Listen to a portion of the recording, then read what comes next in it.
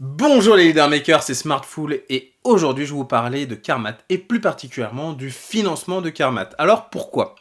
Tout simplement parce que ce soit moi, que ce soit d'autres, je parle souvent depuis même plus d'une dizaine d'années de faire une entreprise transhumaniste, on va dire à la Carmat ou à la Pixum Vision qui fait un organe artificiel. Entreprise transhumaniste dans le sens où voilà, un cœur artificiel, c'est tu changes un organe défectueux par quelque chose. Bon, ça peut être électromécanique, là on voit hein, c'est électromécanique, ou ça peut être biologique, mais bon, on va considérer entreprise transhumaniste, T-Tech, toutes les entreprises qui améliorent, ou en tout cas réparent, permettent de réparer le corps humain. Voilà. Et in fine, moi j'ai rien fait pour 2 raisons. La première, c'est la peur de se lancer, la deuxième, bah, c'est le financement. Tu te dis: «Mais comment on gagne de l'argent?»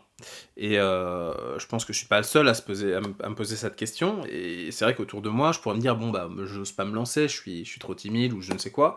Mais voilà, les gens qui ont lancé leur entreprise entre guillemets «transhumaniste» sont beaucoup moins ambitieuses qu'un Carmat ou qu'un Pixum Vision ou qu'un Gensight, alors, c'est des entreprises alors, Gensight, ils font des thérapies géniques pour, lutter contre la DMLA, Pixum Vision, ils font un œil artificiel et voilà, Carmat, ils font un cœur artificiel, celui que tu vois là. Et donc voilà, s'intéresser au financement, c'est quelque chose qui est très intéressant parce que, bah, tu vas voir qu'effectivement, tu as peut-être des raisons, d'avoir peur, et on va voir ça tout de suite. Alors déjà, qu'est-ce que c'est Carmat? Qui dirige Carmat? Il y a un président, alors c'est une entreprise où, on va dire, il y a plusieurs personnalités fortes. Donc déjà, il y a le président d'honneur, Alain Carpentier, celui qui a fait le brevet d'origine en 1988. Le car de Carmat, c'est son nom. Mat, c'est parce que c'est Carmat, c'est c'est Matra en fait. Voilà, parce que il s'est bon, on verra ça plus tard, mais il s'est lié avec Jean-Luc Lagardère qui dirigeait Matra Défense, qui est devenu EADS et qui deviendra après le groupe Airbus. Et donc c'est la contraction de Car de Carpentier. C'est la contraction de Carpentier et Matra, voilà, tout simplement. Donc on a Jean-Pierre Garnet qui est le président, donc on a un président du conseil d'administration, et on a un directeur général qui est Stéphane Piat, voilà. Bon, ça c'était pour la structure, après il y a plein d'autres administrateurs. On verra aussi, il y a Truffle Capital qui est un des actionnaires aussi principal de l'entreprise, et là, tu vois, il y a un administrateur du groupe Airbus, ça vient donc de l'ancien Matra Défense. Au niveau actualité, donc Carmat va commercialiser au deuxième trimestre 2021 son cœur, tout simplement parce qu'ils ont obtenu la certification. Donc ça, c'est une très très bonne nouvelle. Ils vont pouvoir commercialiser dès le deuxième trimestre dans toute l'Union européenne parce qu'ils ont eu le sigle CE. Qu'est-ce que j'ai à dire d'autre là-dessus? Donc voilà, ça date de janvier, donc c'est début d'année de cette année où ils ont su qu'ils allaient pouvoir vendre en France leur cœur. Donc c'est cool. Et l'autre information que j'ai, alors ça c'est beaucoup plus récent, ça date de début mars, donc voilà, c'est de 3 semaines. Ils ont fait une augmentation de capital de 56, un peu moins, 55,7, on verra ça plus tard, des fonds qui lui permettront d'accélérer sa cadence de production. Donc on voit un 9 mars, hein, l'article date du 9 mars, donc voilà, le lundi 8 mars, ils ont levé, donc ils ont fait, via une augmentation de capital, 55,7 millions d'euros pour accélérer la cadence de production. Et il y a un point particulier d'un point de vue technique, comment ça fonctionne. Ils ont émis de nouvelles actions qui représentent un peu moins de 20% du capital. Alors je ne sais pas vraiment comment ça se passe, mais j'ai l'impression que ceux qui avaient des actions avant et qui n'ont pas souscrit à cette augmentation de capital, ils vont être dilués. En même temps, ça peut paraître logique, ils ont besoin d'argent, pour fonctionner, pour réussir. Donc, mais bon, ça montre que voilà, quand tu es sur des entreprises innovantes comme ça, les investisseurs, ceux qui investissent, ils doivent suivre. C'est-à-dire qu'ils doivent régulièrement mettre de l'argent et c'est pas ok, je mets, mettons, toi t'es un investisseur, tu dis tiens j'ai 1 million à mettre dans une entreprise. C'est pas tu mets 1 million un jour, c'est tu mets 1 million et puis après tu vas devoir peut-être remettre un autre million et peut-être encore un autre million jusqu'à ce qu'ils réussissent. Et si tu le fais pas, si tu redonnes pas de l'argent, tu seras dilué. Donc ça, c'est un point quand même à savoir. Si je me trompe, n'hésitez pas à agir en commentaire, mais moi, c'est l'impression que j'ai, vu qu'ils émettent de nouvelles actions, qui représentent à peu près 20% comme du capital, donc c'est quasiment un cinquième, ça dilue la personne qui n'a pas remis de l'argent, qui n'a pas... voilà. Donc c'est pour financer son plan actuel jusqu'à mi-2022. Après, j'imagine qu'avec le chiffre d'affaires des ventes, ça repartira. On verra l'historique un peu plus tard. Donc Karma peut désormais se concentrer sur le lancement d'Aeson, donc c'est le nom qu'ils ont donné au cœur artificiel, en Europe, et aux tests cliniques, notamment aux États-Unis.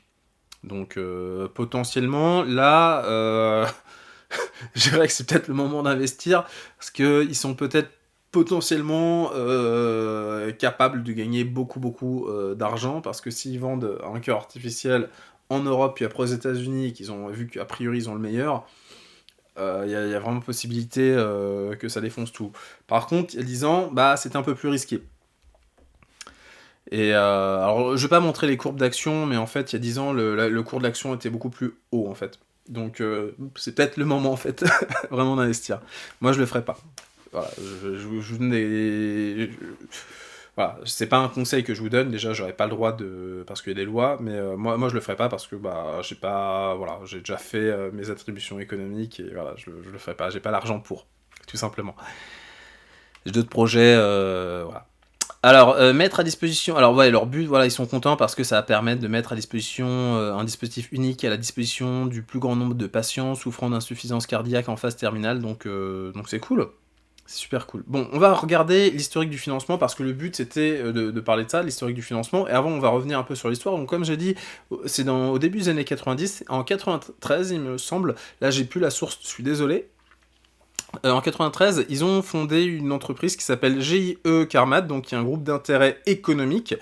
Un groupe d'intérêt économique, c'est une structure d'entreprise, je vais pas rentrer dans le détail, voilà, mais c'est toi, il y a les SARL, il y a les SAS, il y a les SA, et voilà, c'est un statut d'entreprise.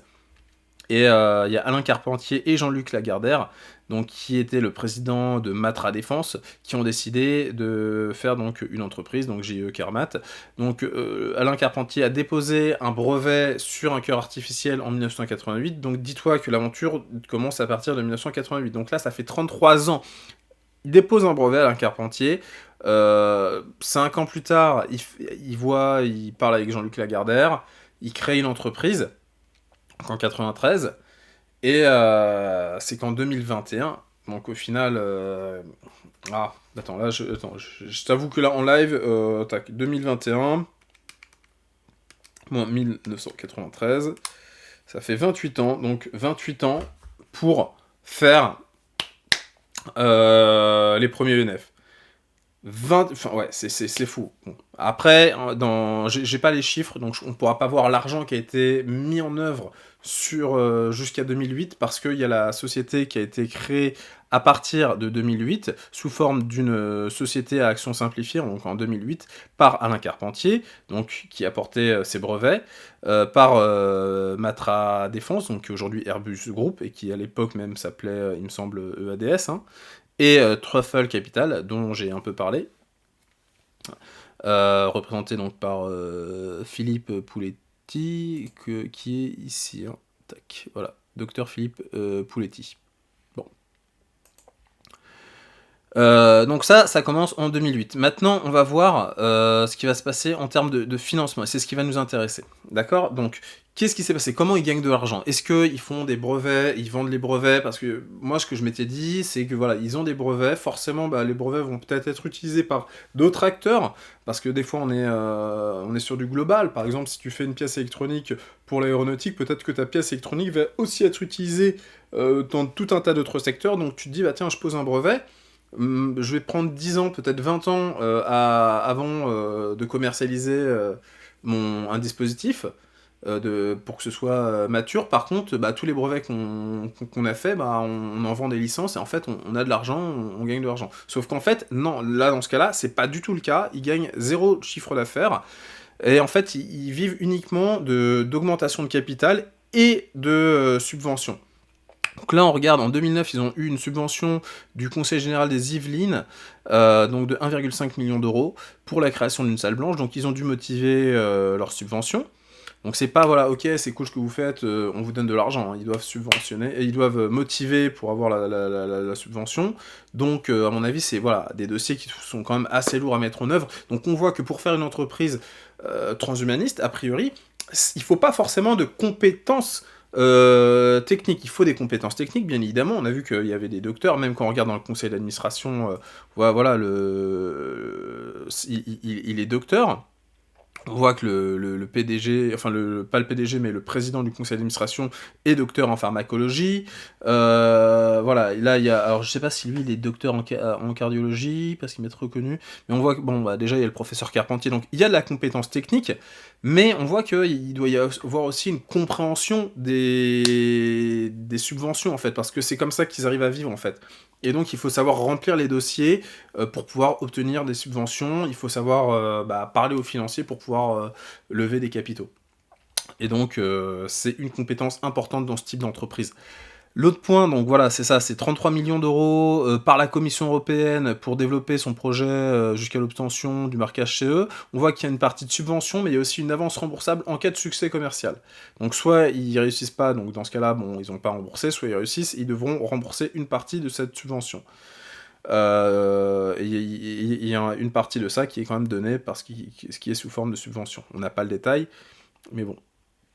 Après, en 2010, ils ont 18 millions d'euros à l'introduction en bourse, parce qu'ils sont devenus une société anonyme. Donc en 2010, juillet 2010, ils sont sous l'Alternext. Donc si vous voulez investir, moi comme je vous dis, je le ferai pas parce que j'ai pas l'argent, mais si vous voulez le faire, tant mieux. Ils font une augmentation de capital de quasiment 30 millions d'euros en 2011. C'est ce qui permet, la bourse, ça permet facilement de faire des augmentations de capital. Après, comme je te dis, voilà, ça peut aussi faire plonger l'action parce que les gens se disent, ah, les investisseurs n'ont pas forcément envie de tout le temps rempiler. Donc, après, ça, voilà, la bourse, c'est un avantage et ça a aussi des inconvénients. Et l'autre point, voilà, on était donc le ministère des Solidarités et de la Santé qui, en 2020, leur donne une subvention de 13 millions d'euros, mais sous des critères quand même très stricts. Donc, pour mener une étude clinique qui s'appelle Efficace, une étude qui entend démontrer l'efficacité et la sécurité du cœur artificiel total Carmat, chez un type de population bien spécifique, donc on parle des patients souffrant d'insuffisance cardiaque biventriculaire irréversible comme pont à la transplantation.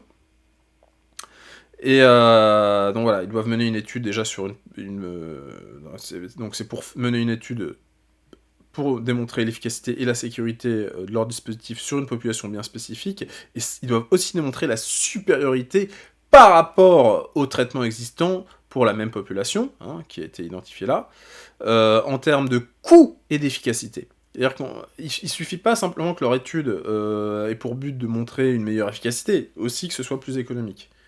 Donc, à mon avis, ça a dû être très difficile d'obtenir ces 13 millions d'euros, parce qu'il faut, à mon avis, faire un dossier qui doit être monstrueux à mettre en œuvre. Et là, on n'a pas, là, ça n'a pas été mis à jour. On n'a pas, il y a en plus les 55,7 millions d'euros. Et donc, c'est pour ça, oui, je suis allé plus vite, hein. Et c'est pour ça que là, en gros, en faisant le cumul, j'ai vu que le cumul des subventions et augmentation de capital, on est à 150,5 millions d'euros. Ce qui est à la fois pas mal. On peut dire, tiens, c'est beaucoup d'argent, mais attends, c'est pas non plus beaucoup. Quand tu sais que t'as... Parce que c'est énorme. Une fois qu'ils auront leur cœur artificiel, ça change le game. Tu te rends compte, t'as un cœur artificiel qui fonctionne bien. Alors après, ça dépend quand est-ce qu'il fonctionne. Là, c'est pour les mecs en fin de vie, je crois que ça leur fait gagner 6, enfin je sais pas combien de temps de vie ça leur fait gagner, mais c'est pas non plus énorme, hein. J'ai pas envie de raconter des bêtises, mais il me semblait que déjà si on considère qu'ils vivent plus de 6 mois, c'est déjà bien. Donc, mais après, bon, le but c'est quand même qu'ils vivent plus longtemps, parce que dépenser beaucoup d'argent pour pouvoir au final faire gagner uniquement 6 mois d'espérance de vie, c'est pas tip top. Mais donc ça peut, voilà, c'est quand même énorme, et puis même, c'est les premiers points. Derrière, on peut imaginer que derrière ils se développent et qu'ils font des cœurs super solide qui puisse permettre de vivre super super longtemps. Et donc, voilà, en fait, c'est pas beaucoup, en fait. C'est ça que je veux dire, c'est pas énormément, même si ça peut sembler beaucoup. Et surtout, c'est sur, voilà, 2008. Et donc, 2008, ça fait 13 ans. 13 ans. Sachant que j'avais dit ça fait 28 ans si on compte le début de. Mais bah voilà, après j'ai pas l'argent qui a été. Là, bon, en tout cas, ça fait 13 ans. Ça fait depuis 2008, ils ont reçu 150 millions de subventions et d'augmentation de capital. Comme je dis, c'est pas énorme. Au vu des enjeux, je pense qu'ils auraient pu avoir plus. T'as un jeu vidéo qui s'appelle Star Citizen qui a reçu 300 millions en crowdfunding. Donc un jeu vidéo par rapport au fait de faire un cœur artificiel, toi, pour moi, ils auraient dû recevoir plusieurs milliards. Mais bon, c'est la structure de marché qui est comme ça. Donc c'est intéressant de voir le chiffre. On peut se dire, ouais, mais il y a des milliards qui sont dépensés dedans. Non, il n'y a que 150 millions qui ont été dépensés sur 13 ans. Sur 13 ans, c'est ça qu'il faut voir. Donc ça fait pas beaucoup. On va voir les chiffres, on va voir parce que le but c'est de présenter les finances. J'aurais aimé faire peut-être une analyse plus précise des finances, mais ouais, je voulais présenter Carmat et j'ai pas envie de faire une vidéo qui est non plus trop longue. Donc là on voit, donc ça c'est sur 6 mois, ça c'est sur l'année. Sur 6 mois de Carmat. Donc on voit qu'en fait, en produit financier, où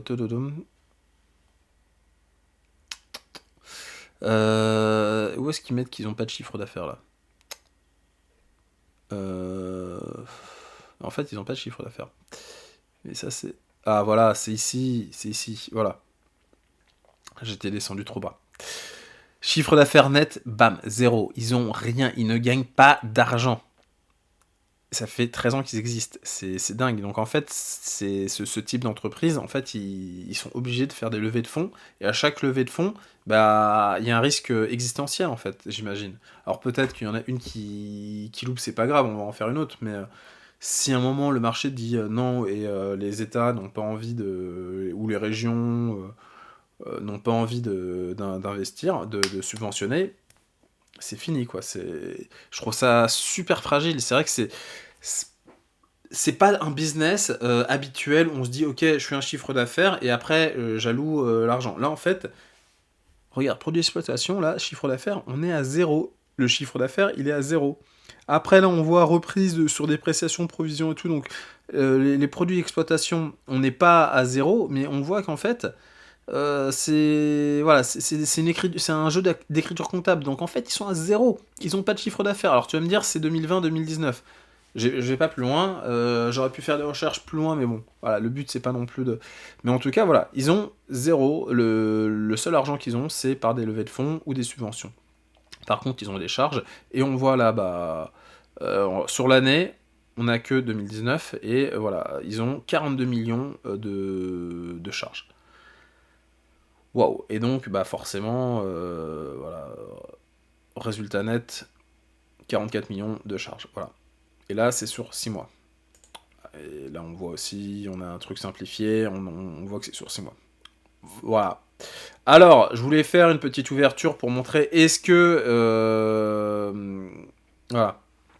Faire une petite ouverture en disant, est-ce que... qu'est-ce qu'on doit retenir de ça? Ce qu'on doit retenir de ça, c'est que effectivement, jouer dans ce game, à moins d'avoir les réseaux, à moins d'être dans ce game, déjà, c'est mort. C'est-à-dire que si tu dis, ouais, tiens, je vais faire une petite start-up et tout, ouais, bah, fais du dropshipping. Enfin, c'est malheureux, mais je dirais, mais ça me semble totalement inabordable. Je ne pense pas que je puisse monter un petit dossier et dire, tiens, j'ai envie de faire un cœur artificiel, j'ai envie de faire un œil artificiel. Je pense que c'est pas pour le game d'un primo start-upper, et qu'on est obligé de faire des trucs de merde comme je sais pas, de l'e-commerce, ou c'est malheureux, mais quand tu vois que voilà, ils ont pas de chiffre d'affaires, tu te dis bah ouais, est-ce que moi je vais pouvoir tenir pendant plus de 10 ans avec une entreprise qui gagne pas de chiffre d'affaires et qui gagne de l'argent uniquement en levant des fonds?